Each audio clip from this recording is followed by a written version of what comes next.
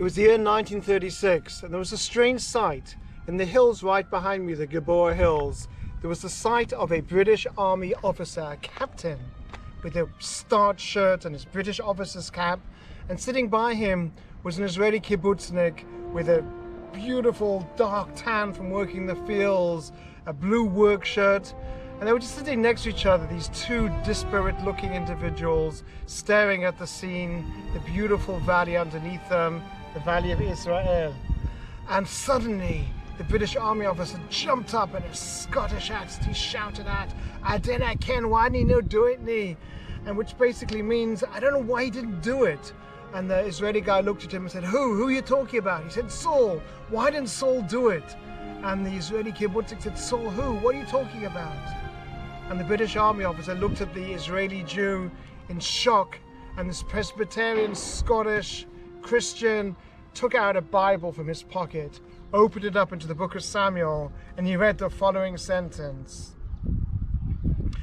ויתחפש שאול וילבש בגדים אחרים וילך הוא שני אנשים עמו ויבוא אל האישה לילה ויאמר קסמו נא לי באויב והעלי לי את אשר אמר אלך. And he basically translated it, because he read it in Hebrew, believe it or not. Saul put himself in disguise and went with two servants, and they went to find the woman.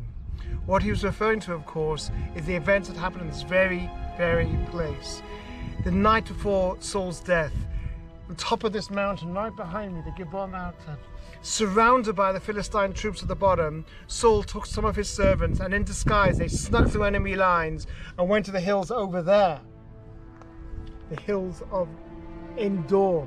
And there he went to find a sorceress to conjure up the ghost of Samuel, of Shmuel, and asked him what his fate would be. It's a strange incident, and yet what interested Wingate was the military aspect of it. He said there he was the night before the battle, and he snuck through enemy lines in disguise. What should he have done?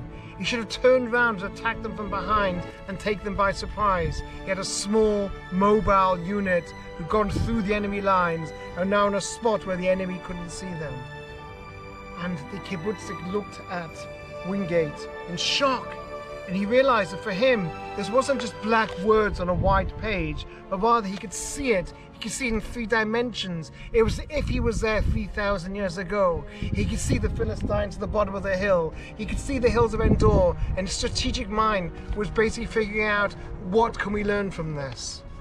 So for this Christian Zionist, the Bible for him was a real, live, breathing book, and he applied its lessons to his own way of thinking, and he set up from that moment something called the Special Night Squad, or Plugot Halayla, which he trained Jews, using the Bible as inspiration, into small mobile squads to take the war to the enemy.